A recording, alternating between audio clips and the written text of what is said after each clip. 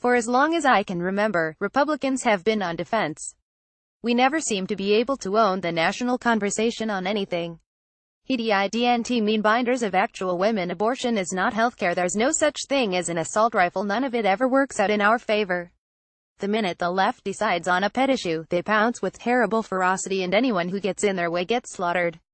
With the drive-by media on their side, there was no way for any conservative to fight back against the narrative of the left.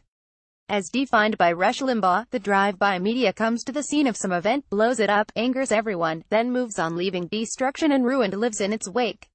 But President Trump flipped that playbook on its head with 140 characters or less. The left has lost its ability to control the narrative, and they are reeling. Limbaugh expertly described the chaos plaguing the media in a recent monologue. The drive-bys and their agents on the left are used to getting their way. They get to write the narrative of the story. They get to decide who gets punished. They get to decide who gets harmed, and then they're done, on the road, down to the next event to cause the same type of thing. Trump is keeping them at the scene of the crime. Trump is not letting them define things. For example, Donald Trump is not going to let the Colin Kaepernick-inspired anthem-inspired protest go until he's good and ready to let them go. And because Trump is not done with them, there is a better chance of a long-term resolution to this rather than a continued deterioration. Because Trump stays on it. Because Trump doesn't let go and doesn't let others up for air. The league is going to be forced to do the right thing and deal with this and shut it down so people can return free and able to watch a football game without being preached to by a bunch of radicals. Just 2 weeks ago, it looked like the NFL would doggedly refuse to honor our flag and respect its customers. The media obediently jumped in and enraged everyone as usual by spreading falsehoods. Like pretending Hands Up, Don't Shoot was real, and that black people are under assault by police in America, and that the protests were against Donald Trump himself instead of what we all knew they were about, our flag and America herself. They screeched about First Amendment rights, ignoring the fact that private companies do not have to honor free speech among employees. They carried the water for activists who hate football and want to see another great American institution destroyed.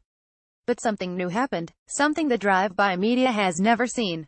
They were not allowed to control the message this time. President Trump refused to allow them to move on to their next event by keeping the national conversation right where he wanted it. Americans who followed Trump to the polls followed him into the fray with the NFL and refused to back down. We turned off Monday Night Football, burned jerseys, called advertisers, and mocked protesting players. Injured vets circulated photos of themselves standing for the flag without legs or arms. We changed the narrative. I've been waiting for this for 30 years. I hope you know how important this moment is. For the first time in my memory, we took one of the media's big lies, that kneeling during our anthem is patriotic, and destroyed it within days. Spearheaded by a president who knows how to lead, it wasn't hard to do. The American people were assured that what they were thinking was supported by the president, and all fear of retribution for stating it disappeared.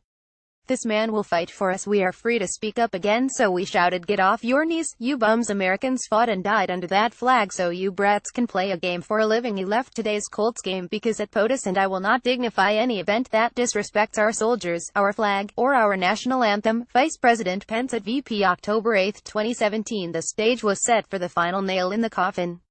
Mike Pence's glorious walkout from the Colts game was epic. When our vice president left immediately following the anthem because several players refused to stand, he signaled to the country that America's interests do come first for this administration. When Trump told us the forgotten man will be forgotten no longer, he meant it. The fans of the NFL are the forgotten men and women of this country. We are the ones sending our kids off to war, losing our jobs, houses, and health care while prissy, prancing prima donnas are whining about oppression before driving home in their Bentleys. Vice President Pence stood in for every one of us forgotten people who couldn't attend a game to show the NFL how we feel. He did it for us. When he walked out, it was as if America walked out with him, turning our backs on the disrespect happening on the field. Bravo, that moment shifted the rancid house of cards the race hustlers built on top of our leisure time.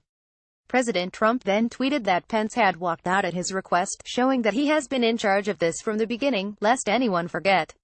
I asked at VP Pence to leave stadium if any players kneeled, disrespecting our country. I am proud of him. And at Second Lady Karen, Donald J. Trump at Real Donald Trump, October 8, 2017.